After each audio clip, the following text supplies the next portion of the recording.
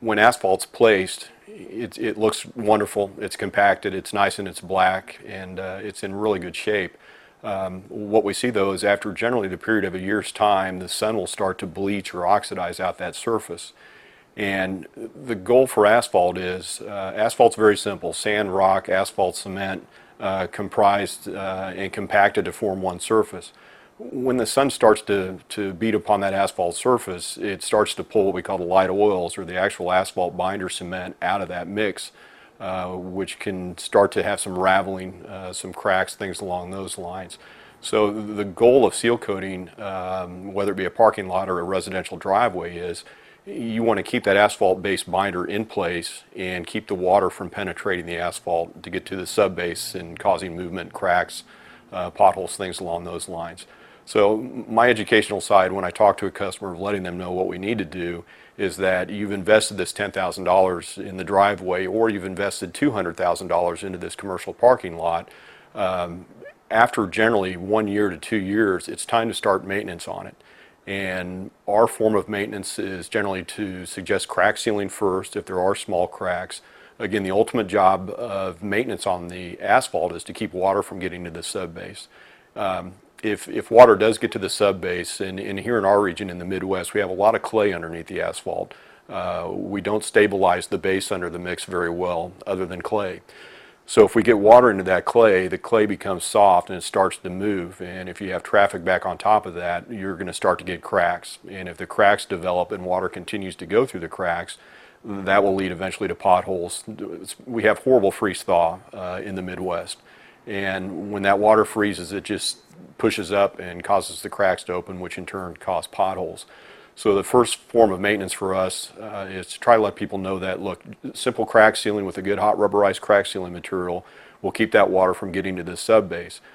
Once the cracks are there, the asphalt, however, is still porous. And water, whether rain, irrigation systems, we face a lot of issues with irrigation. I think some people just think of rain, but on these commercial lots anymore, the irrigation system is running twice a day on a lot of them, from late March up until November sometimes. So if water is able to get through that asphalt in the subbase, it's going to keep the subbase soft, again causing failure. So we try to educate the customer that once you've done the crack sealing, it's recommended that you put a very good seal coat on top of the surface. And you know, I don't have any qualms to go back to the fact that the seal coating itself, to me, is a refined base sealant. Because it does the three things that we want it to do. We want it to keep the water out of it closes the pores of the asphalt to keep the water from getting to the subbase. It's also fuel resistant, oil resistant, because unlike an asphalt emulsion based seal, if I pour gas or oil on an asphalt based emulsion seal, it's going to eat right through that asphalt based emulsion seal and go right into the asphalt. To me, it's really doing the things that we don't want it to do. It's not protecting it from the three things that we need to, which is the water, the gasoline, and then the oxidation. When the sun hits that asphalt surface and the asphalt-based emulsion seals, it grays out. And again, I think aesthetics are very important in this. And with the refined-based tar, we don't have that issue at all. I can keep the water out of the subbase. I can provide a very nice, attractive aesthetic appearance for the customers. And at the same time, any fuel or oil spills. You know, I tell people, if you had an asphalt parking lot, the last thing you'd want to do is take a 5-gallon pail of gasoline and go out and throw it on that surface. It would literally eat the asphalt away, causing, without question, failure. So a seal coat on top of that surface is going to protect that material from getting down into the asphalt. The refined tar-based product, it would keep that gasoline and let it run right across the top of the surface. Where the asphalt-based emulsion seal would actually accept that gasoline, break it down, and then also go into the asphalt. So there's maintenance is very important.